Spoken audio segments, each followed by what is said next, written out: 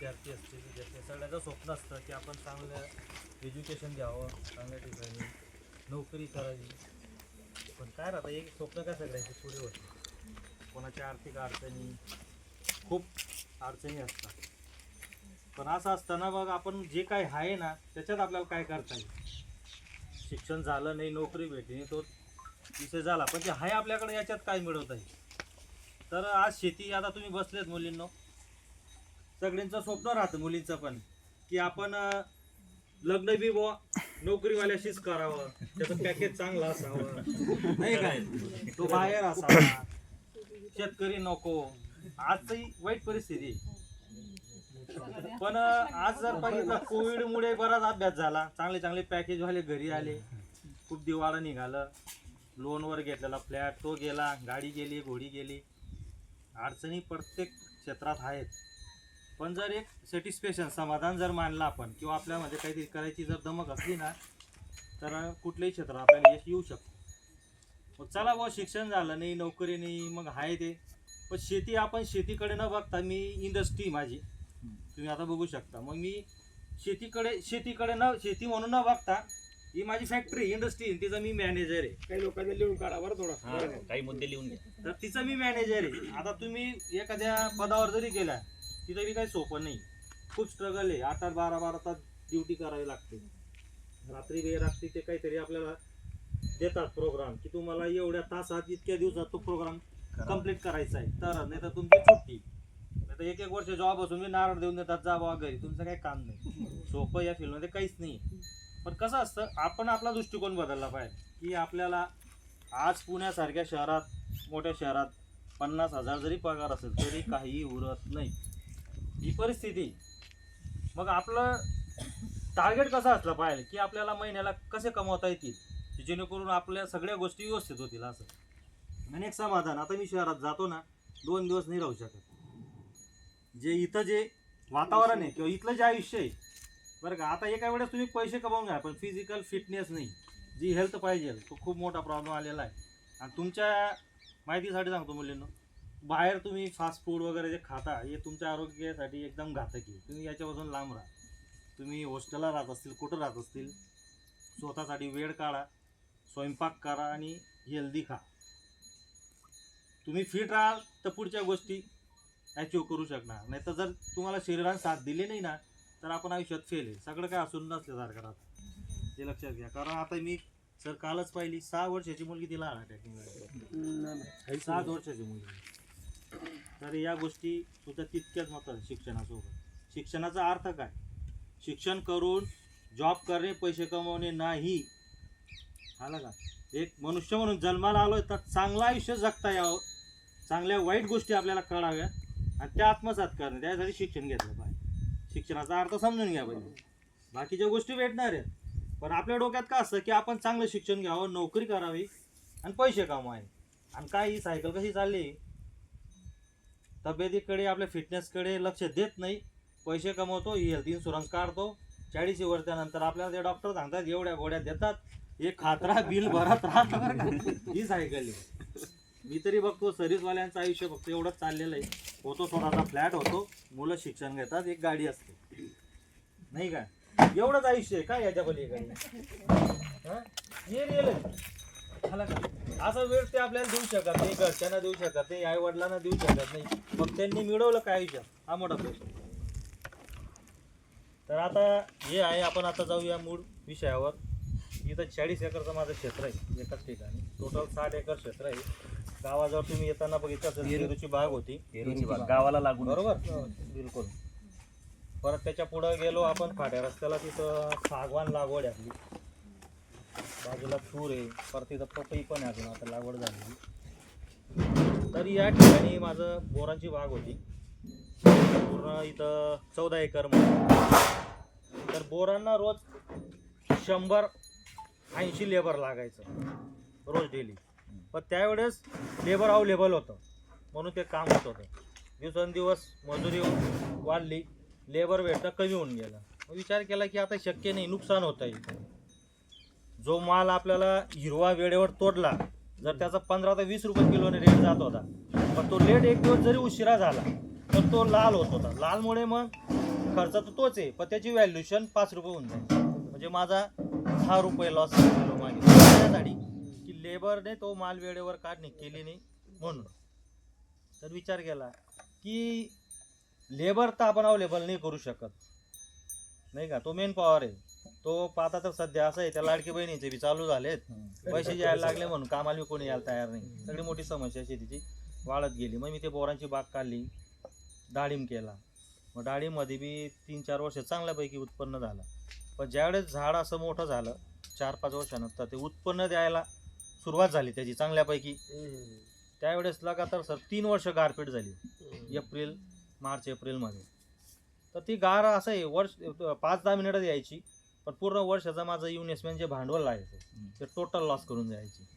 जो माल तो मार्केटला नेल्यानंतर कवडीमोल भाव जात होता, कारण त्याला त्या फळला डाग पडून गेले असायचे किंवा तडकून गेले असायचे. विचार केला की चला बाबा आता करायचं तरी काय, पण मी थांबलो नाही. सगळे ती डाळिंबाची बाग काढून मग पॉली हाऊस हे स्ट्रक्चर केलं की 5-10 मिनिटं येतं वर्षभरामध्ये, पण आपलं वर्षाचं उत्पन्न घेऊन जातं. मग यावर शेती तर करायची, मेन व्यवसाय तर तोच सोडायची नाही.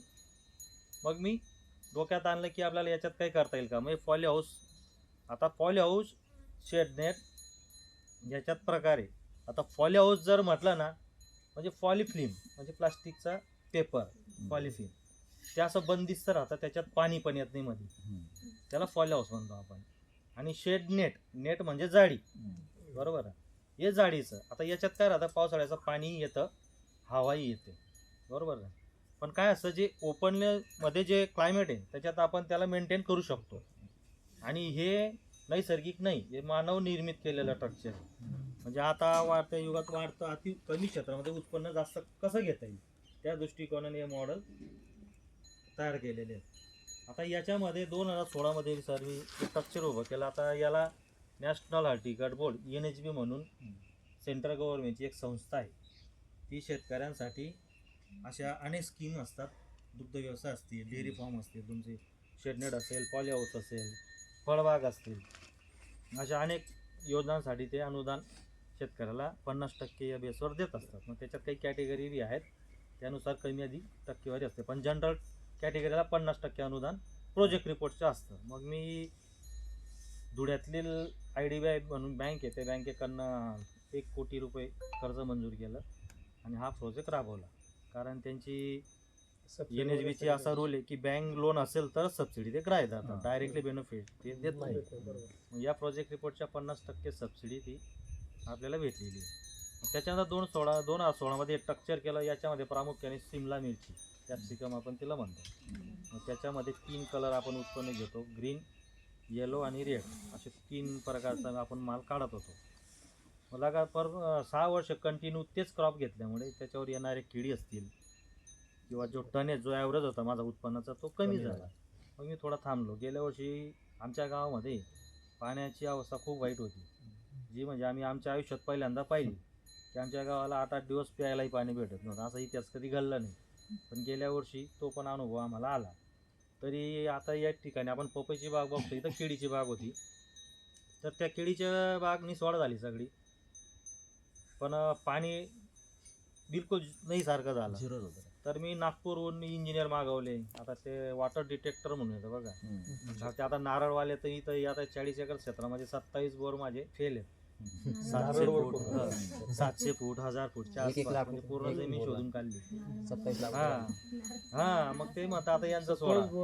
हो 27 काहीतरी आपल्याला. मग नागपूरहून एक इंजिनियर मागवला बरं का, तुमच्यासारखे जे एज्युकेटेड इंजिनियर, तो भूजल अधिकारी तज्ज्ञ, म्हणजे PhD झालेला माणूस.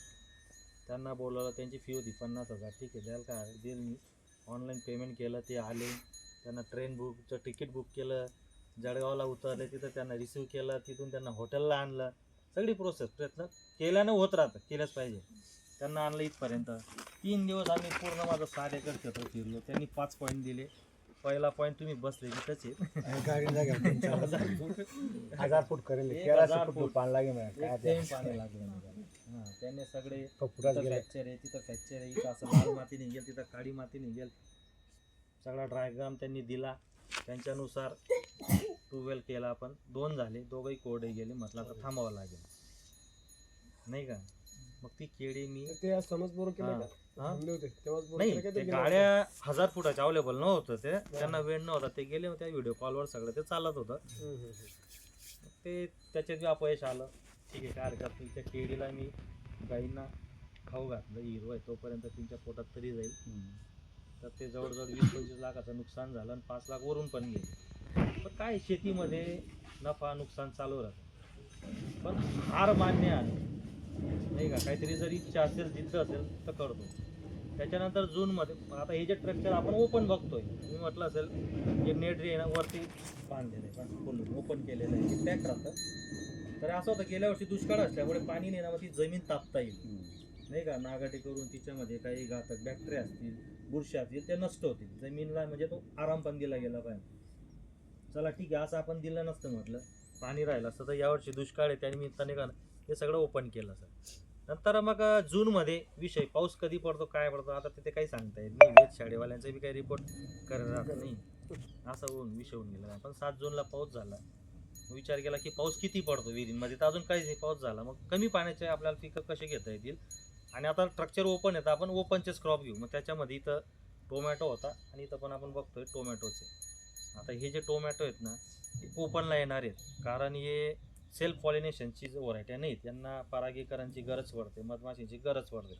मग त्याच्यासाठी हे स्ट्रक्चर ओपन करावं लागतं. आता त्याच्यात अशा व्हरायट्या पण आहेत की आपण सेल्फ पॉलिनेशन म्हणजे स्वतःहून जे फळधारणा होते ते पिकं, तशा पण व्हरायट्या आहेत, पण ते आपल्या मार्केटला चालत नाही.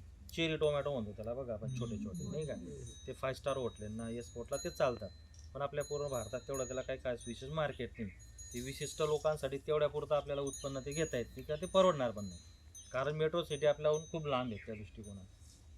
मग ओपनचेच फील्डच्या पण व्हरायटी केल्या. आता हा जो टोमॅटो सर 21 जूनची लागवड आहे, आपण आता मध्ये जाऊ थोड्या वेळात. तर हा टोमॅटोचं साधारण जे रोप येतं 45 दिवसाचं म्हणजे 1.5 महिन्याचं असतं. ते लागवड केल्यानंतर 60 दिवसात त्याचं हार्वेस्टिंग चालू होतं, म्हणजे माल काढणी चालू होते. आणि साधारण 2 महिने म्हणजे 60 दिवस ते आपल्याला उत्पन्न देतात. 4 महिने त्याचा एरिया आहे रोप लागवडीपासून तर एंडपर्यंत. पण माझे प्रयत्न असतात मित्र की जरी ते कंपनीवाले असतील, ते किती PhD झाले असतील काय असतील, पण आपण काय करतो आपल्याला काय जमतं. आता हे 3 एकरमध्ये नवीन प्लांटेशन कुठलंही पीक मला करायचं असेल तर साधारण 3 एकरचा खर्च आहे 6 लाख रुपये, एकरी 2 लाख रुपये त्याचा शेणखताचा खर्च, खताचा खर्च, मल्चिंग पेपरचा खर्च, सगळा असा एकरी प्लांटेशन करेपर्यंत रोपांचा खर्च 2 लाख रुपयाचा एकरी खर्च जातो. आता 3 एकर म्हटल्यानंतर 6 लाख रुपये आपल्याला भांडवल टाकायचं आहे. आणि मार्केटची परिस्थिती बघा, मी याच प्लॉटमधला टोमॅटो 60 रुपये किलोने विकलाय सर, आणि आज 6 रुपये विकतोय. बघा मार्केट कसं आहे. प्लॉट तोच आहे, व्हरायटी तीच आहे, क्रॉप तेच आहे. 60 रुपये किलोला विकला मी तो माल, आणि आज 6 रुपये, आज फक्त 6 रुपयाचा रेट आजचा. त्याच्यामध्ये 3 रुपये ट्रान्सपोर्टेशन खर्च आहे, 2-2.5 रुपये तुमचा लेबर कॉस्ट आहे, हातात काही उरत नाही. पण चला ठीक आहे, ती जी मंदी चालू असते नाही का, सगळं आपल्यासारखं होईल असं नसतं. सर मग विचार केला की 6 लाख टाकण्यापेक्षा याच्यात जाऊन आपल्याला उत्पन्न काही घेता येईल का. मी त्याच्यावर 1 लाख खर्च केला, म्हणजे वाचवले किती 5 लाख. हे लक्षात घ्या, तुम्ही उद्या कधी शेती करायला गेले तर तुमचे आईवडील जरी शेती करत असतील मित्र, त्यांना काय वाचता लिहिता येत नसेल, पण तुमचं हे जे नॉलेज आहे ना, हे जरी तुम्ही त्यांना दिलं तर त्यांची प्रगती होऊ शकते. लक्षात घ्या, आपण शेती करत म्हणजे आपला काही रोल नाही असा विषय नसतात बरं का. मी शेतीच करतो, पण मला सगळ्या गोष्टी, तुम्ही राजकारणापासून सामाजिक कार्यापासून कुठल्याही गोष्टीचं नॉलेज घेतलेलं वाया जात नाही. ते फील्ड कुठली असतो समजून घ्यायला शिकायला काय अडचण आहे आपल्याला नाही का. तर मग 1 लाखामध्ये पूर्ण प्लॉट नव्या प्लॉट सारखा बनवला आहे. 5 लाख रुपये भांडवल कमी झालं, खर्च कमी झाला, म्हणजे एक बी प्रॉफिटच कटाई केली नाही का. नाही कटाई नाही सर, तो त्याचा पाला पूर्ण जळाला. त्याला नवीन काय आहे, आता ही जी शेती ना 70% आपण ऑर्गॅनिक करतो आणि 30% रासायनिक करतो. कारण आता असं आहे, तुम्हाला बी ते आधी लिव्हरच बोललो, जर आपण फिट राहिलो ना, शरीर जर तंदुरुस्त राहिलं ना, तो तुमचा अभ्यासात बी मन लागेल नाही का. सगळ्या गोष्टी फाईट करणार, 2 दिवस उपाशी बी राहिले तरी तुम्ही फाईट करणार, चक्कर येणार नाही, कारण स्ट्रॉंग राहिलं तर. तसंच शेतीचं शेतीची माती स्ट्रॉंग राहिली, ती हेल्दी राहिली, क्रॉप हेल्दी राहिली ना, की की 50% येणारा रोग ऑटोमॅटिक कमी होऊन जातात नाही का. मग आपण म्हणूनच म्हणतोय की आपण काय डॉक्टरकडे जाऊन एखाद्या गोष्टीचा इलाज करण्यापेक्षा आजारीच पडू नये याच्यावर लक्ष द्या ना, ते बेटर राहील असं.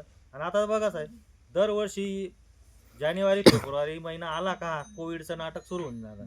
आता ते काय आहे नाही का, ते आता ते मीडिया बी काय आहे, मीडियाला बी का ते कंपन्या मेडिसिन कंपन्यांनी बी काय टाईप करून घेतलेलं असं काय वाटत नाही का. पण काय आहे, त्यांच्या थोड्याशा न्यूज TRP मुळे शेतकऱ्याचं किती नुकसान होतं याच्यावर कोणीच अभ्यास करायला तयार ओढायला तयार नाही. कारण याच्याने काय होतं, आता थंडीचे दिवस आहेत, भाजीपाला टोमॅटो असतील किंवा आता आमची बोरांची बाग चालू झालेली, एकदम टेस्टी बोर आहेत, पाचनाला खूप चांगले सेंद्रिय बोर आहेत. पण बाहेर मार्केटमध्ये काय होऊन जातं, अरे बाळा बोरं खाऊ नको, सर्दी खोकला होईल, कोविडचं वातावरण आहे नाही का, कशाला आजारी पडशील, घेऊ नको खाऊ नको. झालं काय, होतं काय याच्याने. आता जे माझा 25-30 रुपये किलो जाणारा माल आहे सरळ 10 रुपये होऊन झाला नाही का. आता पेरूची बाग चालू आहे, पेरू माझा 10 रुपये किलोवर येऊन गेला, 30 रुपये किलोचं नाही का. थंडी वाढली, आता ते पुण्याला पेशंट सापडले, इकडे सापडले, तिकडे सापडले. कारण शहरातले लोक खूप अपडेट आहेत नाही का, सोशल मीडिया ते आधीच बघतात कुठं काय चाललेलं आहे, मग लगेच त्यांचं खाण्यापिण्यावर लगेच कंट्रोल नाही का लगेच. हां, तर तो असा विषय आहे. त्याचा सगळ्यात जर लॉस मोठा फटका होतो तो शेतकऱ्याला बसत असतो. आता हे वांगी पण आता तुम्ही पाहतायत लाईव्ह, सुरुवातपासून 60 रुपये किलो विकत होतो, 60चा 50 झाला, 50चा 40 झाला, 40चा 5 वर येऊन गेला. हा, पण आजवर अजून गुड न्यूज आहे, आज जरा 20 रुपये रेट झाला, म्हणजे खर्च निघणार आहे, काय अडचण नाही. कुठल्या मार्केटला जातो या गुजरात झाली. तर शेतीच्या अशा भरपूर गोष्टी आहेत. पण आता माझा दृष्टिकोन मी बदलवला. गावात बऱ्याचशा लोकांना, आमचं गाव तुम्ही आता फिरलेत 3-4 दिवस नाही का, काय राहतं, एखादी गोष्ट चांगली गावात झाली ना, त्याचे त्या अनुकरण 10 लोक घेतात, 10चे 100 घेतात, 100चे 1000 घेतात. जवळजवळ आमच्या इथं स्मॉल फार्म म्हणजे छोटे शेतकरी जरी बरं का, पण तरी ते सर्व गुण संपन्न आहेत, म्हणजे शेतीवरच आहेत, शेती व्यवसायावरच आहे, फॅमिली चालवत आहेत, चांगल्यापैकी घरांमध्ये राहत आहेत, आचरण चांगलं आहे, फायनान्शियल कंडिशन चांगली आहे नाही का.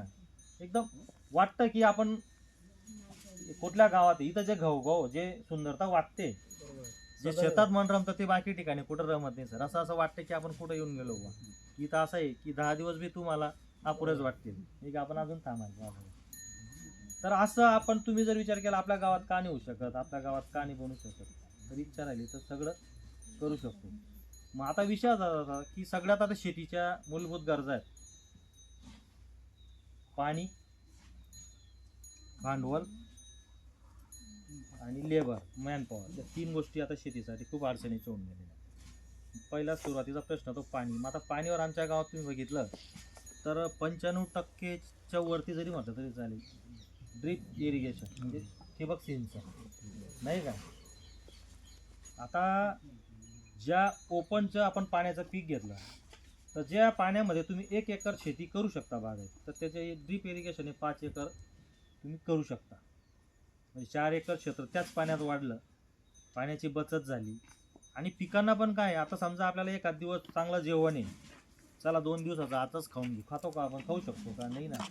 तसंच शेतीचं पण आहे, तुम्ही आपण जे फळ पाणी देतो 8 दिवसांनी देतो, पण त्याला जेवढी गरज आहे ते पाणी तेवढंच घेत असतं पिकं, नंतर 7 दिवस ते उपाशी राहतं एका प्रकारे नाही का. मग आपण त्याच्या गरजेनुसार पाणी आपण त्याला देऊ शकतो, गरजेनुसार. कारण आता काय ग्लोबल वॉर्मिंग सध्या आपण ऐकतोय नाही का, आता एवढे युद्ध चाललेले आहेत. आता आज थंडी, 2 दिवसात पाऊस पण पडत होता हलकासा नाही का, म्हणजे आता सीझन कुठला आहे तेच कळत नाही, हिवाळा आहे का पावसाळा आहे का उन्हाळा आहे नाही का. दुपारून आता टेम्परेचर वाढतं की आपण उन्हाळ्यात येतो असं वाटतं नाही का. तर आता याच्यामुळे जे नैसर्गिक पिकं होते ज्यांचा टायमिंग होता, आता गहू आहे, हरभरा आहे, त्यांच्यासाठी थंडीच लागते, थंडी आहे कुठं. तर मग या पिकांना आता जसं वातावरण बदललं तसं आपल्याला बी बदलणं गरजेचं आहे, त्याच्यावर अभ्यास जाणं गरजेचं आहे. मग हे ड्रीप इरिगेशनने जेवढं हवं आहे तेवढं पद्धतीनं पाणी देऊ शकतो, खत व्यवस्थापन करू शकतो. जास्तीचं पाणी दिलं तरी ते पिकासाठी नुकसान आहे. जसं एखादी गोष्ट चांगली आपण तीच खात राहिलो तर आजारीच पडणार आहे ना नाही का. तसं पिकाचं पण आहे, त्याला खतही जास्त दिलं तरी नुकसान, पाणी जास्त दिलं तरी नुकसान, कमी पडलं तरी नुकसान. मग हे ड्रीप इरिगेशनने आम्हाला पाणीचं मॅनेजमेंट करता आलं, खत व्यवस्थापन करता आलं. कारण आपण प्रत्येक पिकाला जाऊन डायरेक्ट खत द्यायला मेहनत, वेळ, मजुरी सगळ्या गोष्टी जातात. आता नवीन टेक्नॉलॉजीमध्ये नॅनो टेक्नॉलॉजी आहे, याच्यामध्ये वॉटर सोल्यावर चांगल्या चांगल्या ग्रेडचे आले, जे तुम्हाला दिल्यानंतर 3 तासात पिकाला अब्झॉर्व होतं, नाही का. आता एवढ्या मोठ्या प्रमाणात जर आपल्याला माल घ्यायचा असेल आणि एखादा तुम्ही आता रासायनिक खत आहे त्याचा कालावधी असतो 30 दिवस, 45 दिवसानंतर ते पिकाला लागू होतात. आणि आपला भाजीपाला तर 1.5 महिन्यात चालू होतं, पण त्याला ते लागू कधी होईल, त्याची ग्रोथ कधी होईल, म्हणून आता हे वॉटर सोल्याबल ग्रेड आता यायला लागल्या. त्या किती दिल्या पाहिजे, किती टनापर्यंत, सगळं शास्त्रयुक्त जर अभ्यास करून जर केला तर शेती लॉस नाही. शेतीकडे जे लोकांचं जे आज बी खरं म्हणजे निगेटिव्ह थिंकिंग ही बंद व्हायला पाहिजे, पॉझिटिव्ह थिंकिंगने विचार केला पाहिजे. एखाद्या शेतकऱ्याला जर भेटलो आम्ही बाहेर कुठं, तो म्हणतो शेती परवडत नाही, जाऊ द्यावं, माझी ते काही इच्छाच नाही, कारण त्याच्या मनामध्येच नकारात्मक, हे लक्षात घ्या. पण तो जसे विचार करेल ना सर, तर तसंच त्याच्या बाजूला ते घडतच राहणार आहे. पण त्याने जर माझी शेती चांगली आहे, हेल्दी आहे, मी चांगलं उत्पन्न घेतोय, त्याला बोलतात पॉझिटिव्ह थिंकिंग. तो जर असा विचार कर, प्रत्येक गावामध्ये तुम्हाला आता 5-10 लोक पॉझिटिव्ह थिंकिंगचे भेटतील आणि त्यांची चांगल्यापैकी प्रगती झालेली दिसेल. आता आमच्या गावात असं एकही भेटणार नाही की शेती आम्हाला परवडत नाही, शेतीत काहीच होत नाही, नकारात्मक बोलणारा कोणीच भेटणार नाहीच असं. आणि याच्याने काय एक कॉम्पिटिशन तयार होतं, तो घेऊ शकतो, मी काय घेत नाही, त्याचं आपण नॉलेज काय घेऊ, अशा बऱ्याच गोष्टी आहेत. तर या ठिकाणी आपण आता शिमला मिरची मी आज घेतली, माती परीक्षाचे रिपोर्ट काढले सर नाशिकहून लॅबहून. तर त्यांचं म्हणणं असं होतं की तुमची जी माती आहे आणि तुम्ही जे पीक निवडलेलं आहे तर ते सक्सेस होणार नाही, खर्च निघाला तर निघाला पण उत्पन्न येणार नाही, की तुमच्यामध्ये जमिनीमध्ये चुनखडीचं प्रमाण भरपूर आहे, pH जास्त हाय, या दृष्टिकोनाने असे पिकं घेता येणार नाही, असं त्यांनी रिपोर्ट दिला. आता मी 1 कोटी रुपये इन्व्हेस्टमेंट केलेली आहे आणि आता ते म्हणतात की घेता येणार नाही, काय घेता येणार नाही. आपणही त्यांना चॅलेंज केलं, ते रिपोर्ट मी कृषी अधिकाऱ्यांना बी दाखवलं, त्यांचं मी म्हणणं तेच होतं की रिपोर्ट जर बघितला तर सक्सेस होण्याचे चान्सेस खूप कमी आहेत बुवा. ठीक आहे म्हटलं, तुम्हालाच बोलवेल मी. प्लॅन्टेशन केलं, पहिलंच वर्ष माझं बी, नवीनच क्रॉप, पण इच्छाशक्ती राहिली, विश्वास राहिला स्वतःवर तर काही घडतं, काही नाही. तर शिमला मिरची अशी बनवली सर, तर नाशिक विभाग जो आहे त्याच्यामध्ये त्यांचा रेकॉर्ड आहे एकरी 50 टनाचा हायेस्ट. मी आपण काढला 75 टन पर एकरी, किती 75. आणि त्या धुळे कृषी विभागाचे जेवढे अधिकारी सिनियर त्यांना मी इन्व्हाइट केलं, ते आले, त्यांचे फोटो पण माझ्याकडे आहेत आणि त्यांना ते दाखवलं, हे तुमचे रिपोर्ट, हे तुमचे शिक्षण, हे तुमच्या डिग्र्या आणि ह्या त्याचा परिणाम, नाही का. आता काय सांगणार आहे, ही जमीन बदलवली नाही, स्ट्रक्चर बदलवणे तिथंच आहे, नाही का.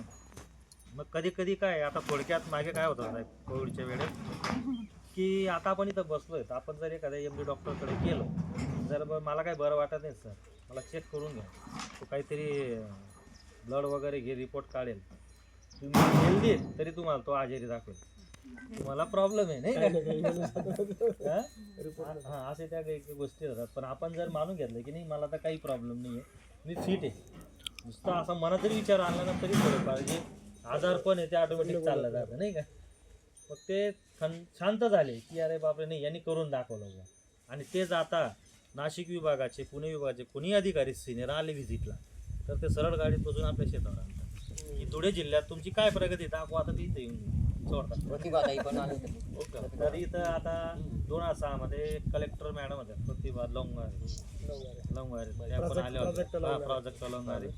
परत त्याच्यानंतर आपले आता नाशिकला गेले ते जलद शर्मा हे इकडचं मागच्या स्ट्रक्चर त्यांचं असंच उद्घाटन झालं, नाही का. राज्यस्तरीय म्हणा, जिल्हास्तरीय असे बरेचसे अवॉर्ड पण आपल्याला भेटलेलं आहे. नाशिकला ॲग्रोस्थान एक्झिबिशनमध्ये विश्वास नांगरे असते साहेबांचा जर सत्कार झाला, अवॉर्ड भेटलेला आहे. कृषी मंत्री माजी कृषी मंत्री दादा भुसे त्यांच्या हस्ते बी नाशिकला सत्कार झालेला आहे. तर अशा बऱ्याच गोष्टी आहेत की जे आपण विचार कल्पना बी नाही करू शकत, पण आपलं ध्येय जर चांगलं राहिलं ना तर बाकीच्या गोष्टी ऑटोमॅटिक जोडून यश आपल्या पदरी आपोआप येतात, नाही का. आपलं ध्येय जर निश्चित राहिलं तर ते शिमला, नंतर ते नव्या स्ट्रक्चरमध्ये आपण लाल आणि पिवळी ढोबळी मिरची, ती पण तिचं पण चांगलं उत्पन्न घेतलं, ती देखील एक्सपोर्ट केली आपण दुबईला.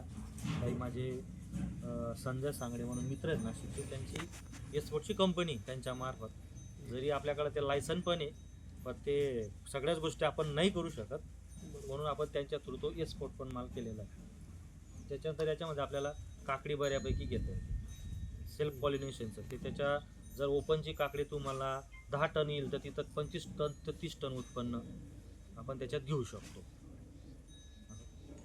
तर उत्पन्नाच्या दृष्टिकोनाने मग आता शेती, आता शेतीमध्ये काय होऊन गेलेलं आहे, आपण स्वतः करत काहीच नाही आणि शेतीला दोष देत बसतो.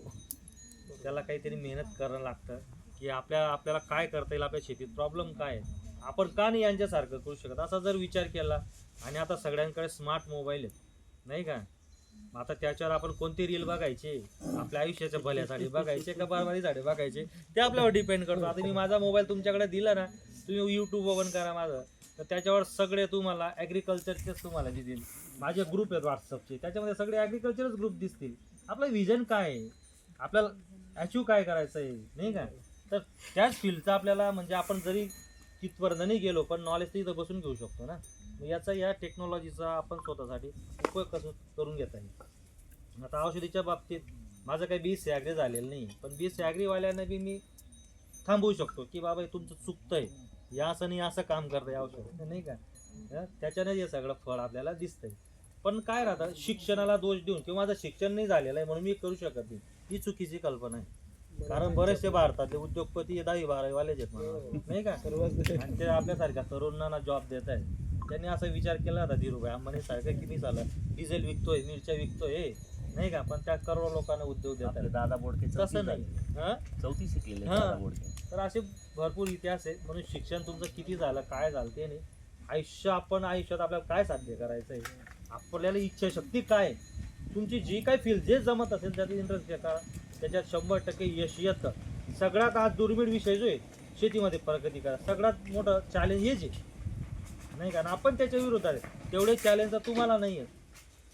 तर आपण बघितलं इथं आता शिमला मिरची घेतली, काकडी घेतली, त्याच्यानंतर आता आपण टोमॅटो घेतलेले आहेत. आता हे वांग पण आपण शेडनेटमध्येच घेतलेलं आहे, गेल्या वर्षी गड्डा पण घेतलेला होता. आता इथं आपण खरबूजचं प्लांटेशन करणार आहे. आता इथं महिन्याभरात आता तीच तयारी चालवली आहे, मेहनत मशागत करून शेणखत वगैरे टाकून. आणि शेती करत असताना काय असं मित्र, आता सर की आपण नैसर्गिक शेती जेणेकरून आपण लोकांना आता हेल्थच्या बाबतीत बोलतोय, पण आपण बी काय करतोय हे बी महत्त्वाचं आहे. तर सेंद्रिय शेती आपण आता खूप मोठा विषय झालेला आहे, पण लोक त्याकडे काही अजून वळायला तयार नाही. पण ते आता आपण जर एखाद्या कामामध्ये आपण आपले 2 पैसे भेटत आहेत, पण आपण एखाद्या चांगलं जर प्रॉडक्ट आपण देतोय ना, त्याचं बी सॅटिस्फॅक्शन मनाला लागतं नाही का. आता हे वांगे 80% तुम्हाला ऑर्गॅनिक भेटते, म्हणून त्याची क्वालिटी रेट आहे आणि खाणाऱ्याला बी ते तेल देते होते. नाही तर बरेचसे लोक वांगी खात नाही, डॉक्टर तर खातच नाही.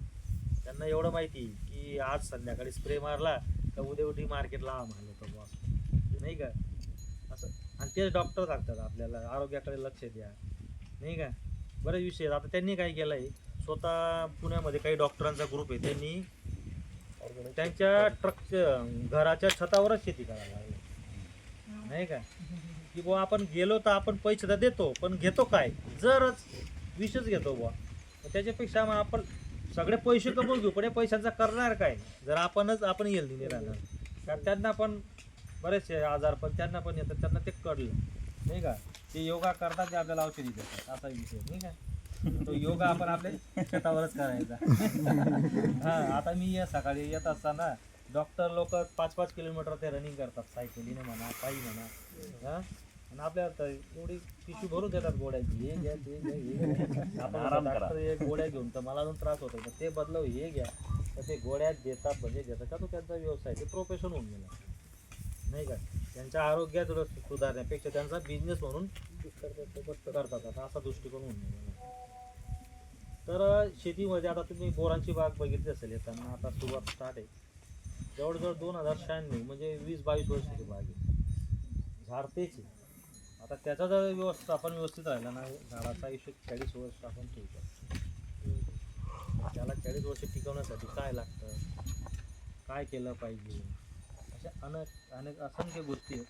तर शेतीमध्ये फक्त आपण पारंपरिक न करता आता कापूस जवळजवळ आपण विलासराव देशमुख मुख्यमंत्री होते त्यावेळेस BTला परमिशन देण्यात आली नाही का, BT कॉटन. मग त्यावेळेस माझं बी बियाण्याचं दुकान पण चालू होतं. त्याच्या वेळेस चर्चासत्र पंचायत समितीला घेण्यात आलं, विक्रेते, डीलर्स आणि अधिकारी. त्याच्यावर विषय होता चर्चासत्रावर, बीटी कॉटन योग्य का अयोग्य. कारण बऱ्याच दिवसापासून तो विषय सगळ्यांचा मनात भरपूर होता. तर जवळजवळ आम्ही 150 लोकांमध्ये फक्त मी एक तास होतो की अयोग्य माझं उत्तर होतं. त्यांनी प्रश्न केले अयोग्य का. त्याच्यामध्ये मित्र बघा, तर ते बीटी एक असा एक झिंक, तो झिंक त्या सीलला लावलेला आहे, त्याच्यात तो ट्रान्सफर केलेला आहे. आता ते सीड आपण जमिनीत टाकतो, त्याचा अंकुर उठतो, अंकुरचं ते 2.5-3-4 फुटाचं झाड होतं आणि त्याला ती आडी खाईल आणि ती मरून जाईल, नाही का. अशी ती बीटी. आता ती किती विषारी असेल तो झिंक, तुम्ही विचार करू शकता. त्याची सुरुवात कुठून झाली, जमिनीतनं. पण जमिनीतले जे आपले बॅक्टेरिया आहेत, जे मित्र कीड आहेत, त्यांचं काय होणार आहे हा कधी त्यावेळेस कोणी विचार केला नाही. आणि मी त्यांना एक्सप्लेन करून दाखवलं की याचे परिणाम काय होतील भविष्यात. तुम्हाला सुरुवातीला 4-5 वर्ष बऱ्यापैकी उत्पन्न येईल, पण नंतर त्याचे दुष्परिणाम आपल्याला जाणवायला लागतील. तर मग आज परिस्थिती तीच आहे. मग मी मनात ठरवलं, लोकांचं काही असो, आपण बदलायचं आहे. त्या वर्षापासून मी कापूस लागवड बंद केली, कापूस लागवड बंदच केली. आणि आज कापसाची जो 12 ते 15 क्विंटल पर एकर उत्पन्न घेत होता, त्याचा आता ॲव्हरेज झालेला आहे 3 क्विंटल, नाही का. क्षेत्र तेच, मेहनत ते, भांडवल वाढला, खर्च वाढला, मग तो 15 क्विंटल उत्पन्न घेणार शेतकरी 3 क्विंटल आलाच कसं. हे त्याचे दुष्परिणाम. पूर्ण जमीन नापीक करून टाकली तिला. जसं आता एखादा त्याला युरिया द्या, हे द्या, बुश करा, ते द्या, हे सोडा, ते सोडा, म्हणजे जमिनीत त्याला काही भेटत नाही. बाहेरून तुम्ही जेवढं द्याल तेवढंच ते पिकअप करणार, पण तरी त्याचे दुष्परिणाम. ते नॅचरल नाहीच झालं ना, ते रासायनिकच झालं सगळं. जमिनीत काय राहिलंच नाही. आता 3 क्विंटल 4 क्विंटल, मग तो शेतकरी आत्महत्या नाही करणार तर काय करणार. खर्च त्याचा एकरी 50,000 आणि उत्पन्न 30,000, नाही का. मग काय शेती परवडत नाही. पण आपण काय करतोय, नाही का, आपला बघण्याचा दृष्टिकोन, आपण शेतीमध्ये काय करतोय, काय केलं गेलं पाहिजे. जसं आता काळ बदलला तसं आपण बी बदललं पाहिजे. तर त्या वर्षीपासून कापूस लावला नाही. बरेचशा शेतकऱ्यांचा प्रश्न होतो की धुळे जिल्ह्याचा तर मेन क्रॉप कापूसच आहे, एवढं मोठं क्षेत्र कापूस का घेत नाही. कारण काय, आजच्या काळामध्ये 6 महिन्याच्या जर तुमचं क्रॉप घेत असाल तर तुम्हाला एकरी सगळं खर्च जाऊन 1 लाख रुपये जर उत्पन्न येत असेल तरच शेती करायची, नाही तर शेती करायची नाही का. इथं होणार काय, आपण लेबर, औषधाच्या कंपन्या, खताच्या कंपन्या यांनाच पोचू, आपल्या पोटासाठी काहीच राहणार. आणि ते दरवर्षी आपल्याला येईल असं नाही. नैसर्गिक आपत्ती अजून मधीच आहे. ओला दुष्काळ झाला, कोरडा दुष्काळ झाला, आहे ते भांडवली इन्व्हेस्टमेंट ती बी जर गेलं, मग आर्थिक नुकसान आपल्याला व्हायला सुरुवात होते आणि शेतकरी तो कर्जबाजारी होत जातो.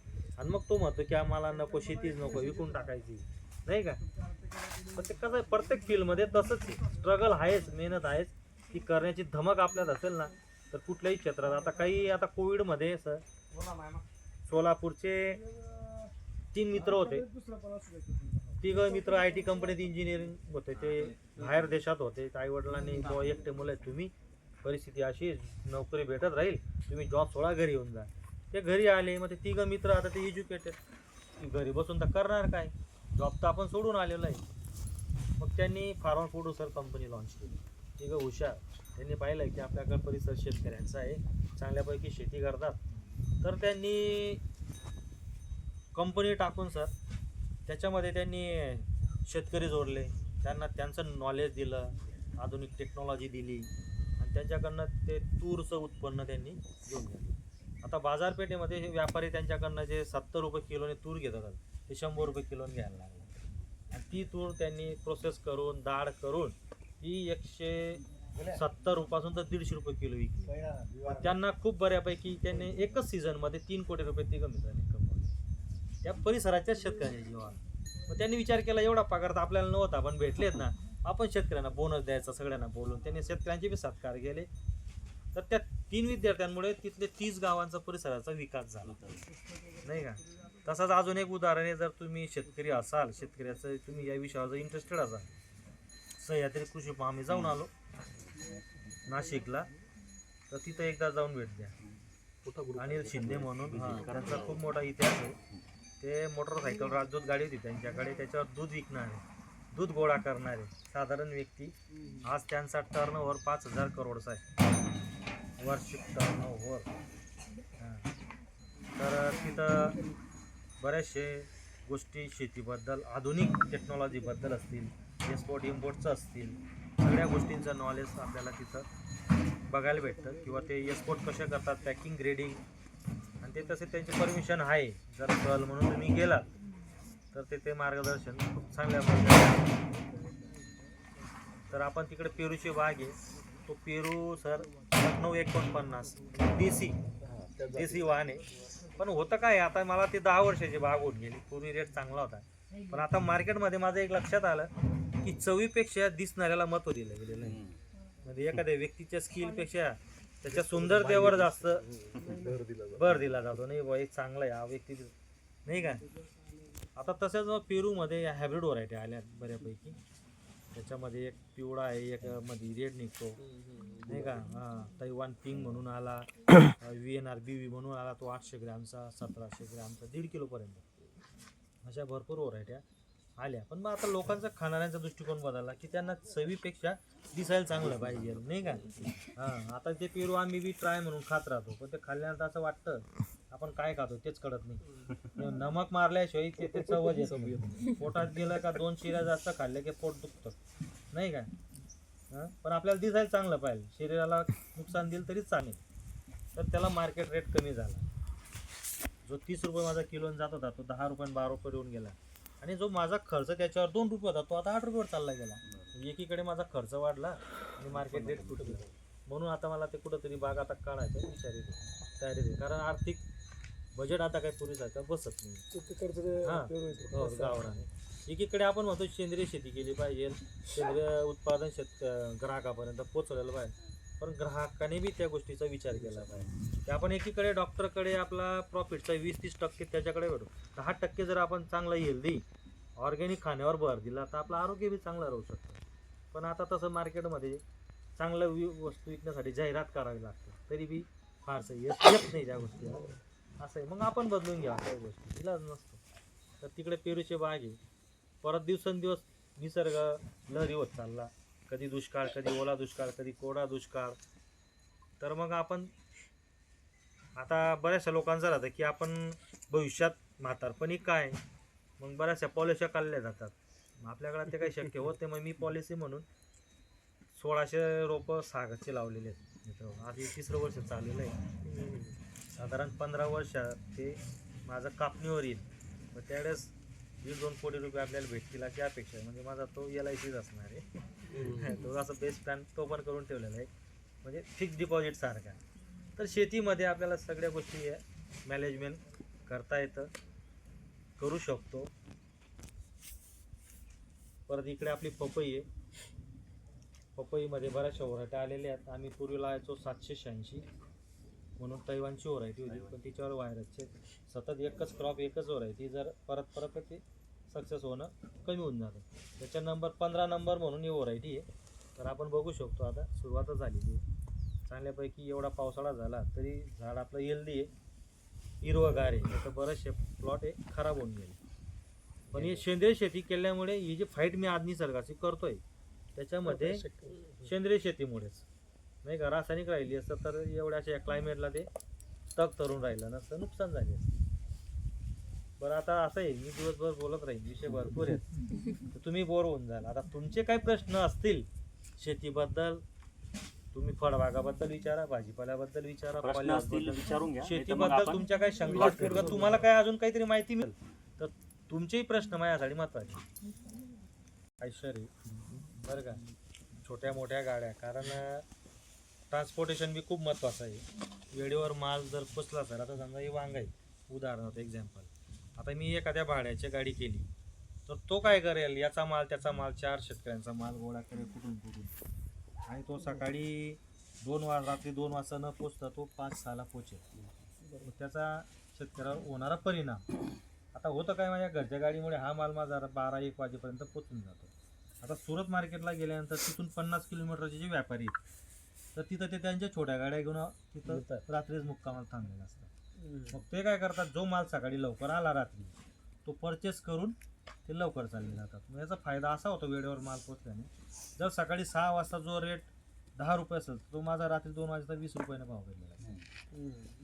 नाही का, म्हणजे वेळेवर माल पोचला म्हणजे 10 रुपयाचा फरक पडू शकतो, हा माझा अनुभव नेहमीचा. म्हणून या सगळ्या गोष्टी लक्षात घेणं महत्त्वाचं आहे. नुसतं आपण काय आता शेतकऱ्याचं काय फक्त शेतकरी उत्पन्न घेतोय बरं का, पण त्याला मार्केटिंगच माहीत नाही, कुठलं वाण आपण लावतोय ते माहीत नाही. कोणीतरी मित्र दुकानदार विक्रेता काय सांगितलं हे लाव हे चांगलं आहे, पण तो आपलं मार्केट कुठलं आहे, मी मार्केट कोणत्या मार्केटला नेणार आहेत. प्रत्येक मार्केटमध्ये वेगळ्या खाणारे लोक वेगळे, त्याची डिमांड वेगळी. आता हे जे वांग आपण बघतो याला देशी रवा आहे म्हणतो, आता हे गुजरातलाच जातं. हे जर मी धुळ्या मार्केटला नेलं नाही 5 रुपये कोणी घेणार, कारण आपण आपल्याला ते हिरवं वांगच माहिती नाही का, काटेवाले नाही का. हा, ते जळगाव मध्ये अजून भरताचं वांग ते वेगळं, ते एवढं मोठं लांब येतं असं. तर प्रत्येक मार्केटची एक खासियत आहे. मग आपण कुठल्या मार्केटला माल नेणार. आता हे सीड सुद्धा मी गुजरातहूनच मागवलं, जेणेकरून त्यांची रिक्वायरमेंट आहे ना, जे तुमची रिक्वायरमेंट आहे ना तोच माल मी तुम्हाला देतो, त्याच पद्धतीत त्याच क्वालिटीचा मला रेट द्या, बरोबर असा विषय. आता हे वांग नाही कोणीच जात नाही. आता हे वांग या अशाच कलरच्या बरं का, क्वालिटी नसल्यामुळे सर जर 10 रुपये जात असेल शेतकऱ्यांचं तर आपलं 15 रुपये जातात. 5 रुपयात तिथल्या तिथं फरक पडतो. पहिले हा माल विकला जाईल नंतर त्यांचा विकला जाईल, म्हणजे क्वालिटी आणि क्वांटिटी. तुम्ही मला शेतीवर प्रश्न करत नाही म्हणून मला बी सुचत नाही काय बोला नाही का, बरोबर. आपण बरेच लोक आहे याला काय भाव राहतो, भाव कोणीच सांगू शकत नाही, भगवंताला विचार तो बी सांगू कुठल्या मार्केटला या कधी काय भाव आपण ते विचारता. आपण आहे ना क्वालिटी आणि क्वांटिटी, म्हणजे याची क्वालिटी बेस्ट क्वालिटी कशी देता येईल नाही का, क्वांटिटी म्हणजे कमी क्षेत्रात जास्त उत्पन्न कसं घेता येईल. या दोन गोष्टीचा आपण जर विचार केला, रेट जरी कमी राहिला तरी प्रॉफिटीने 100% भेटतं. आता टोमॅटोचं उदाहरण देतो तुम्हाला. टोमॅटोचं आता 200 रुपये कॅरेट साधारण 10 रुपये किलो पासून तर 7 रुपये किलो 150 रुपयेपर्यंत असे रेट आहेत. आता शेतकरी काय करेल, खर्च सहज बंद करून घेईल, परवडत नाही असं म्हणून नाही का. पण काय राहतात रेट, ही मंदी किती दिवस राहणार आहे, कशी चालणार आहे. जर आपण त्याला मेंटेन ठेवलं तर हाच रेट. आता हा जे टोमॅटोचा आपण बाग बघू ना, आता याची सुरुवात आहे कमीत कमी 1.5 महिने माल मला देणार आहे, मग 1.5 महिने मंदी राहणार आहे का नाही ना, 15 दिवस 20 दिवस जास्त.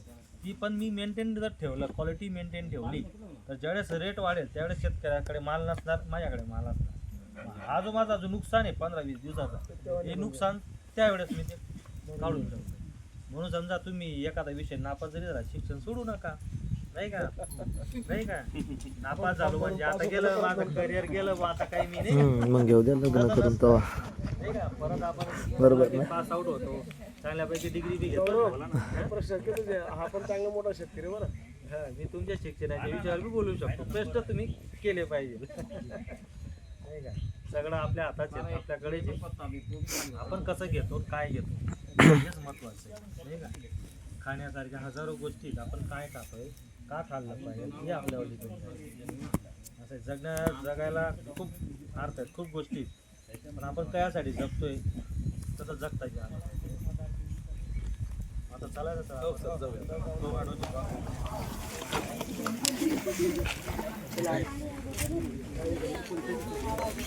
तर हे आहेत ते वांगे म्हणजे गुजरातमध्ये पॅक होऊन चालले.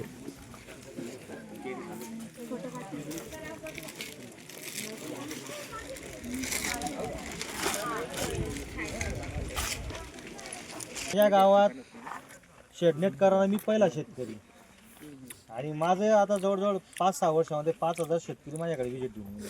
किती? 5,000 शेतकरी. हो, टी व्ही अधिकारी, कोणीतरी मित्र, कुठंतरी सोशल मीडिया, माझं फेसबुक अकाउंटवर बघून तिथून कॉन्टॅक्ट नंबर घेऊन जे उत्कृत म्हणजे ज्यांना काहीतरी जिद्द इच्छा आहे करून दाखवायची ते माझ्या या फॉर्मपर्यंत येऊन गेलेले आहेत. आणि आपण एक समाजसेवा म्हणून नाही का, आता मी एक कृषी डिपार्टमेंटला रिसोर्स पर्सन म्हणून माझी नियुक्ती झालेली बरं का. मग तिथं ते आयुक्ताला जे होते एकनाथजी डवले साहेब, त्यांनी प्रश्न केला तुमचं काय मानधन असेल तर आम्ही ती तशी आम्ही करू, शेतकऱ्या तुम्ही मदत करा. पण मग तुम्ही शेतकऱ्याचा पुत्र आहे, मला काही मानधन नको, परमेश्वराने माझ्या सगळ्या गोष्टी दिलेल्या आहेत. पण मी सर माहितीसाठी सांगतो, मंदिरावर एक वेळ नाही गेलो तर शेतावर येऊन. मला ही शेतकऱ्याला, माझ्या शेतकऱ्यासाठी जो वेळ देतो आणि त्यांना जे 2 पैसे त्यांचं समृद्धी होते आणि त्यांचा जो आशीर्वाद भेटतो ना, माझ्यासाठी ही माझी भक्ती नाही का. टाळ्या करा रे. तर मग आता मित्र हे बघा, टोमॅटोची बाग आता ही लाईव्ह बाग आहे. बरेचसे शेतकरी येतात की मी माझ्या आयुष्यात पहिल्यांदा असा टोमॅटो बघतोय की ज्याची फूट 45 मिनिटाचा आहे. कमीत कमी 1.5-2 GB. आता हे जरी जे कंपनीचं वाण आहे, सेजंटा कंपनीचं आहे, टाकणार. तुम्ही जरी आणला त्यांचा पण विश्वास बसत आहे. त्यामध्ये अशी टाकणार नाही, लिंक शेअर कर. ते आम्हाला बी माहिती नाही. त्याला जाऊन थोडा किंवा असं होऊ हेल्प कर. शकतं याचा सेकंड क्रॉप येऊ शकतो. ग्रुपला टाकल मी. नाही का. आणि पण मग आजच्या आज नाही होणार ना, कारण जे आजच्या आज नाही होणार. 4G रेंज नाही तिथं, म्हणजे 5G नाही तिथं. ते आता येऊन गेलो ना उद्या परवा शनिवारी चालू आहे ना आपण. इथे पाहिजे आहे ना. शनिवारी संध्याकाळी किंवा हां संध्याकाळी टाकल किंवा रविवारी टाकल लिंक. आता काय शनिवारी संध्याकाळी जाऊन शनिवारी संध्याकाळी जाऊन पैसे उत्पन्न घेण्याचं आम्ही एवढं संपतो. कमी खर्चात घेणं. तसं नाही दोन गोष्टी. आता एखाद्या म्हटलं मी कलिंगड काढले मी तंबाट्या खाऊन कटाळलोय. घरी काय तेच राहते ना. नाही का. आमच्या उलगत आल्या रूम इथं नाही रे आपल्या शाळेत. कमी खर्चात आणि नको बस. उत्पन्न घेणं हे सुद्धा प्रॉफिटचं झाड आहे. भाई. हो. तर आता आज हिवाळा आहे असं वाटतंय. 2 दिवसापूर्वी पाऊस होता नाही का. आणि हे जे पिकं आहेत, जसं माणसाला त्रास होतो तसा त्यांनाही होतो.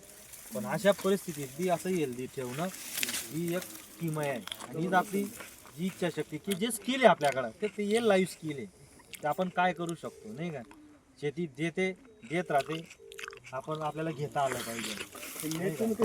ती सगळी शेती आपल्याशी बोलते, आपल्याला तिच्याशी बोलता आलं पाहिजे नाही का. तर मी कुठं जरी गेलो ना, मला सकाळी शेतावर येऊन 11 वाजेपर्यंत पूर्ण शेती बघितल्याशिवाय माझा पुढचा प्रोग्राम चालू होत नाही का. मग ते किती इमर्जन्सी असो काय असो. आणि रात्री जरी कुठून आलं, आता हा मुलगा याला माहिती 12 वाजता जरी मी बाहेरून आलो तरी किक मारेन शेतावर येईल, 1 राऊंड मारेल, मग मला झोपलं. म्हणजे हे माझं हॉस्पिटल आहे नाही का. असा विषय. जसं लोकांना झोपेच्या गोळ्या घ्याय झोप लागत नाही ना, तसं मला माझी शेती बघितल्याची झोप लागत नाही. म्हणजे इतकं प्रेम केलं गेलं पाहिजे, मग ती तुम्हाला कधीच लॉस देणार नाही का. आणि आज काय खंत काय आहे, लोकांना शरम वाटते. तुम्ही काय करतात. आता मला जर कोणी प्रश्न केला ना बाहेर, आता तुम्ही आता इतक्या वेळ माझ्याशी गप्पा केल्या, तर मी जर कोणाला सांगितलं तुम्ही सर तुम्ही काय करतात, कुठं जॉबला, मी सांगतो नाही बिझनेस करतो, काय ॲग्रिकल्चर शेती करतो. शक्य नाही, खोडं बोलतात सर तुम्ही. म्हणजे काय आहे लोकांचा बघा ना, शेतकऱ्याकडे बघण्याचा दृष्टिकोन कसा आहे हे सगळ्यांसाठी सांगतो. म्हणजे शेतकऱ्याला इतकं खालच्या दर्जात काढून टाकलेलं आहे लोकांनी. शेतकरी असे कपडे नाही घालू शकत, शेतकरी असा चांगला राहू नाही शकत, शेतकरी असा बोलू नाही शकत. अरे तुम्ही कधी बदलणार आहे. त्यांचं काय हा? धोतर तुम्हाला आयुष्य जगवलं साधी कपडे अन्नपूर्णा आणि शेतकरीच टोपी. आहे. हाल हा तुम्ही हेच शेतकरी. विसरून गेला नाही का. हा? म्हणजे त्याच्याकडे बघण्याचा दृष्टिकोन निदान कमीत कमी सुशिक्षित लोकांनी तरी ते पॉझिटिव्ह थिंकिंग ठेवली पाहिजे. त्याला सारा मानसिक सहारा तरी दिला गेला पाहिजे नाही का. पण आजकाल तसं काही दिसत नाही. एकीकडे तरुण मुलं ॲपल प्रो 16 आला का बुकिंग, 1.5 लाखाचे मोबाईल नाही का. हा 1.5 लाखाचे मोबाईल. पण हा कोणी विचारही करत की महाराष्ट्रामध्येच राज्य देशाचं सोडू दे, आपल्या राज्याचीच अवस्था अशी सर 1 लाखाचे कर्ज असणारे शेतकरी जवळजवळ 1600 शेतकऱ्यांनी 2 वर्षभरामध्ये सुसाईड केलं. किती कर्ज, किती 1 लाख नाही का. आता 1600 शेतकऱ्यांनी 1 लाख कर्जासाठी आत्महत्या केलेली ना. आपण 1.5 लाखाचा ॲपलचा मोबाईल वापरतो नाही का. म्हणजे आणि शेतकरी अन्नदाता सुखी भव नाही का. कुठं सुखी भव आहे तो. लई वाईट परिस्थिती आहे. येतं तुम्ही ठीक आहे या गावात आले, एखादं दुसरं गाव तुम्ही चॉईस करून बघा, तिथं तुम्हाला कुठंच उभं राहायला जागा भेटणार आहे. अरे बाबा आमचंच काही नाही, तुमचा काय विचार, आम्हाला काय काम असेल तुम्ही सांगा, आम्ही तुमच्या सोबत येतो. अशी परिस्थिती आहे नाही का. खूप वाईट अवस्था आहे. मग हा दृष्टिकोन देखील बदलला पाहिजे. आणि मी माझा बदलवला, मी लोकांना बदलवण्याचे प्रयत्न आहे. आणि आपणही स्वतःला कधी कोणी कमी लेखू नये. मी शेतकरी, काय झालं शेतकरी जर असेल नाही का, आपण स्ट्रॉंग राहिलं पाहिजे. काय मी एवढ्या लोकांना उद्योग देतोय, आज माझं पीस लेबर काम करतंय इकडे तिकडे सगळं नाही का. मी उद्योजक आहे ना, मी शेतकरी नाही. मी काय बिझनेस करतो, काय करतो ॲग्रिकल्चर बिझनेस. हा, कारण मी माझ्या शेतीकडे इंडस्ट्री माझी फॅक्टरी आहे, तिचा मी मालक आहे नाही का, या दृष्टिकोनानं बघतो तर आज हे यश आहे. जर असंच ध्येय उद्दिष्ट ठेवलं, तुम्ही कोणत्याही फील्ड मध्ये तिथं काय करते तू सावलीसाठी उभी राहिली मी, ऊन लागतंय. आणि तुम्ही सक्सेस होणार. आणि अशा स्टोऱ्या तुम्ही ऐकत राहा जर आयुष्यात जर काय बनायचं नाही का. कारण तुमच्या विद्यार्थी, आता माझी मुलगी नीटचं प्रिपेअर करते सर नाशिकला नाही का 10वी नंतर. मुलगा माझा आहे आता 5वीला, धुळ्यालाच आहे. आमची जॉईंट फॅमिली 3 भावांची, 6 मुली 3 मुलं. सर आपण बसलेलो होतो का काल, तुम्ही मला सांगितलं होतं इथे घर आहे बघा, हो, हो. जायचंच घर आहे. तुम्हाला फोन आला होता ना, या सरांचंच घर होतं. म्हटलं भाऊ येतील सांगतो. मग सकाळी दिनू दादाचाच फोन आला, अशी टीम आलेली आहे, आपल्या शेतवर फॉर्म घेणार आहेत. म्हटलं ठीक आहे, मी खंबाट्याने निघालो. खात का घेऊन अर्धा जाणार? तासात पोहोचतो या म्हटलं. बरं हे इथलं स्ट्रक्चरचं थोडं सांगा ना समजून. बरं, आता हे नेट आहे जे आपण गोळा केलेली आहे व्हाईट. आता या व्हाईट नेटमध्ये, आता नेटमध्ये भरपूर प्रकार, एक ग्रीन नेट येतं, एक येलो येतं, एक ब्लॅक येतं आणि एक व्हाईट. बरोबर ना. मग आपल्याला नर्सरी जर घ्यायची असेल तर ग्रीन नेट टाकलं गेलं पाहिजे, त्याला हार्डनेससाठी ब्लॅक नेट टाकलं गेलं पाहिजे, आणि शेतीचं उत्पन्न घेण्यासाठी व्हाईट नेट टाकलं गेलं पाहिजे. आता व्हाईट नेट याच्यामध्ये मायक्रॉन असतो बरं का, 50%, 90%, 95% असं, म्हणजे तिची जाडी MM मध्ये MM मध्ये. आता हे जे नेट आहे, आता ह्या नेटचा काय फरक पडतो, 2 ते 2.5 डिग्री टेम्परेचर लो. जर आता समजा 40 डिग्री टेम्परेचर एक्झाम्पल आपल्यावर आहे, तर ते जर बंद राहिलं तर आपल्याला 38 पर्यंत 37 पर्यंत आपल्याला ते होईल. आणि आर्द्रता वाढेल.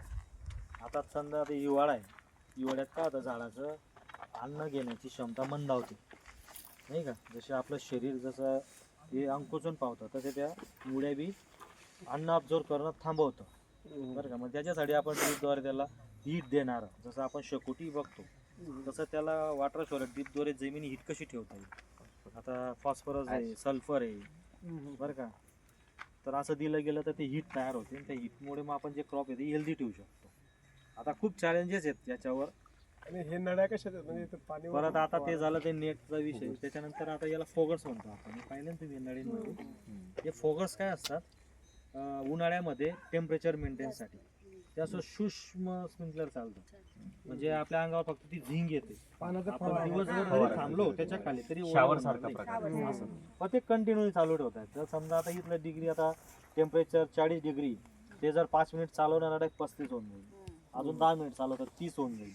मग ते क्रॉपला किती डिग्रीमध्ये ठेवायचं आहे तर त्याचं ते मेंटेन ठेवता येतं, त्याला फोगस म्हणतो आपण. पाणी देण्याचे सिस्टम खाली ड्रीपद्वारे लायटर टाकले गेले आहेत, त्याच्याद्वारे पाणी दिलं जातं. लायरा स्प्रेचा विषय ही मेन लाईन आहे.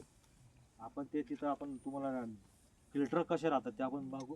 आता तिथं STP स्पॉम आहे स्प्रेचा, ते औषध या नळीने तिथून येतं आणि गनद्वारे इकडं मारत. ही नळी आपण बघतोय हिच्यात ही येतं, गन असते. आणि याच्याने ते गन सिस्टमने स्प्रे त्याला औषधांची फवारणी पिस्टन. केली गेलेली असते.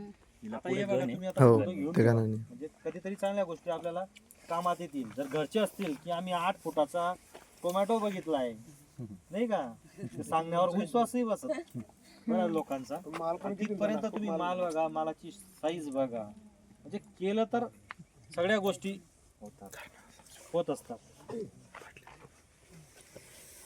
तरी हा 3 एकरचा प्लॉट आहे, फक्त 3 एकर आहे, आणि तिकडं 1 एकरचे 309 एकर आहे.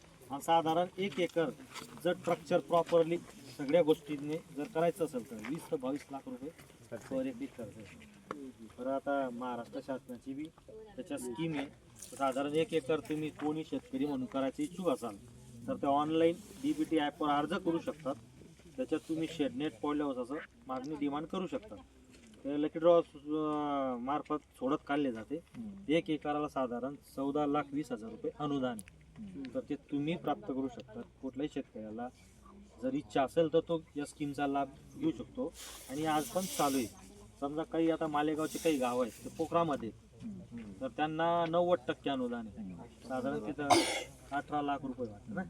तुमचं काळगाव बी असेल त्याच्यात? नाही, काळगाव साखरेमध्ये येतं. लास्ट लास्ट बॉर्डर आहे त्यांची. तर त्याच्यात अजून आहे काही SC ST कॅटेगरीनुसार पण काही स्कीम आहेत. अधिक जास्त आर्थिक लाभ आपल्याला SC ST ला जास्त मिळू शकतो. जर तुम्ही भविष्यात शेती करायचं ठरवलं तर या गोष्टीचं माहिती ठेवली तर तुम्ही करू शकता. करायचं असेल, उत्सुक असेल तर अशी स्कीम आहे. त्यामार्फत तुम्ही त्याच्यामध्ये पॉली हाऊस आणि शेडनेट 2 प्रकारचं स्ट्रक्चर येतं. परत तिसरं स्ट्रक्चर असं, आता याला फ्लॅट सिस्टम म्हणतात बरं का. फ्लॅट म्हणजे सरळ आणि टनेल बरं का सर, एकदा टनेल टाईप असा राऊंड येतो त्याला, टनेल टाईप नाही का. हां, तर असं 2 प्रकारचं स्ट्रक्चर आहे. ते आपण आपल्या चॉईसनुसार आपण ते बेनिफिट कुठला चांगला आहे, फ्लॅटचा आहे का टनेलचा आहे? फ्लॅटचं काय आहे, टेम्परेचर मेंटेन राहतं, म्हणजे सूर्यप्रकाश जो समान नाही का, तो कमी अधिक तो टनेलचा कमी अधिक तो टनेलचा जो आहे तो पॉली हाऊसचा चांगला आहे, जेणेकरून पाणी साईडला निघून जातं, त्याला गटारी दिली जातात. पण नेट हाऊस जर करायचं असेल त्याला फ्लॅटच चांगला आहे. आणि ते टनेल टाईप जे त्याला वादळाचा पण धोका असतो, कारण ती हवा रोखली जाते, त्याच्याने स्ट्रक्चर आपलं डॅमेज होऊ शकतो. आणि टेम्परेचरचा पण विषय, कारण सूर्याचा प्रकाश जो आहे तो समान सगळ्या प्रॉपर आला पाहिजे असं. कारण सूर्य आता पूर्वेपासून पश्चिमेकडे जाताना या दिशेने राईटला जातोय नाही का. आणि जर ते टनेल टाईप जर असं राहिलं राहून तर एकाच साईडला सूर्यप्रकाश, एका साईडला कमी होऊन जाईल. मग तिथं फळ सेटिंग, फ्लॉवरिंग खूप बारीक बारीक गोष्टी आहेत शेतीच्या. अनुभवातून सर्व त्यांनी सिद्ध केलं. पण शेती ही आयुष्यभर शिकवत राहते, शिकणारा पाहिजे नाही का. अनुभवात तुम्ही आता इथं सर माती बघू शकता, इथे बघा हे दाखवतो तुम्हाला. आता हे जे आहेत ना, ही त्याला चुनखडी म्हणतात. आज मी माझ्या शेतीमध्ये 6% चुनखडी. पण मी काय केलंय तिला, शेतकऱ्यासाठी ते घातक आहे, म्हणजे उत्पन्न येत नाही बरं का. हातभारला आलं का लक्षात. आता शास्त्रज्ञांचं म्हणणं, पण 3 चुनखडीचा मी फायदा घेऊन आलो, तर माझ्या जमिनीत मी फॉस्फरस वाढवतो याच चुनखडीमुळे. मग आता याच्यामध्ये काय राहतं सर, चुनखडीमुळे magnesium sulphate form, nitrate form जे खतं आहेत ना, नायट्रेट फॉर्मचे खत आहेत. जसं आता आपले 50 किलोची बॅग येते रासायनिक खत आहे, ती बी नायट्रेट फॉर्ममध्ये नाही का, कॅल्शियम सल्फेट फॉर्ममध्ये. तर सल्फेट फॉर्ममध्ये काय होतं, सल्फेट जर वाढत गेलं ना, जमिनीचे क्षार pH वाढत जातो आणि पिकाची ग्रोथ थांबते. मग आता काय नॅनो टेक्नॉलॉजी आल्या, चांगल्या चांगल्या मार्केटमध्ये कंपन्या आल्या, तर त्याला सल्फेट फॉर्म एक नायट्रेट फॉर्म आला. तर नायट्रेट फॉर्मचा pH नाही वाढत जमिनीत आणि ते क्षार पण येत नाही त्याचं. फक्त एवढं आहे, त्या खताच्या ग्रेडाची किंमत खूप हाय असतात, कॉस्टली असतात. पण ते आपण व्यवस्थित मेंटेन केलं तर तेवढं उत्पन्न आपल्याला मिळत जातं आणि जमिनीची सुपीकता, जमीन हेल्दी पण ठेवता येते. काही आता आपण बघू शकतो जैनच्या काही कंपनीने त्यांनी पहाडावर फळं घेत आहेत नाही का. खूप टेक्नॉलॉजी आल्या. जर अभ्यास केला, आता कृषी प्रदर्शनमध्ये बऱ्यापैकी बरंच नॉलेज आपल्याला भेटतं, तिथेही जाऊन माहिती आपण संकलन करू शकतो. परत आता लाईटचा प्रॉब्लेम असेल, आता सोलर आलेलं आहे. आता जिनू दादा सोलरचं काम बघता पूर्ण एरियाचं, तेच फिटिंग पण करून देतात. म्हणजे रात्रीची लाईटचा जर प्रॉब्लेम असेल तो आता विषय सॉल्व्ह होऊन जाईल. आता नवीन सरकारने मागेल त्याला सोलर योजना आणलेली, तर आपले सगळे शेतकरीच असतील, कुणाला तर तुम्ही ते ऑनलाईन करावं लगेच त्याचा बी लाभ आपल्याला मिळवता येतो. एवढं साधारण 10% ना दिलं, 90% सबसिडी, 90% सबसिडी, 10% आपल्याला आपला खूप फायदेशीर भरायचा. तर शेतकऱ्यासाठी एकदम चांगली योजना आहे ती, तिचा बी लाभ शेतकऱ्यांनी घेतला पाहिजे. बरं, अजून तुमचे काही प्रश्न काही बोला, विचारा. प्रश्न असतील विचारा, नाही तर मग ते ड्रॅगनचा जो भाग आहे तो शेतकरी तिथं थांबला आहे, त्यांचे 2 फोन येईल, कारण ते पण धुळ्याहून अपडाऊन करतात. एवढं दादा लवकर बोला म्हणजे मला टेम्परेचर मेंटेन झाले काय. कारण सर शेतीमध्ये आता उत्पन्न किती घेते, कमी खर्चात कसे घेताय. आता हा जो प्लॉट आहे 6 लाख खर्च करून हाच झाला. आता रेट उतरले तरी मी नाराज नाही, कारण मला माहिती मी एका पुढे नाही 1 लाख घेणार या रेट मध्ये नाही का. आता माझा टार्गेट इथं सेकंड प्लॉटला हो चालू आहे. सेकंड प्लॉटला सुद्धा 3000 कॅरेट माल आता माझा 3 एकर हो. साधारण 10 रुपये किलो बी गेला तरी मला 6 रुपये 1 लाख खर्च आहे. मला 60 दिवसात 5 लाख कोण देणार आहे. जर रेट वाढला ते अजून बल्ले बल्ले जे नाही का असं. कृष्णा फोटो काढते आमचा इकडे उभा राहा. बघा तुम्ही हाईट बघा, सेटिंग बघा नाही का, त्याची क्वालिटी फोटो काढा. तुम्ही या इकडे. तुम्ही आजच्या तारखेला नाही टमाटे दाखवू नको तू.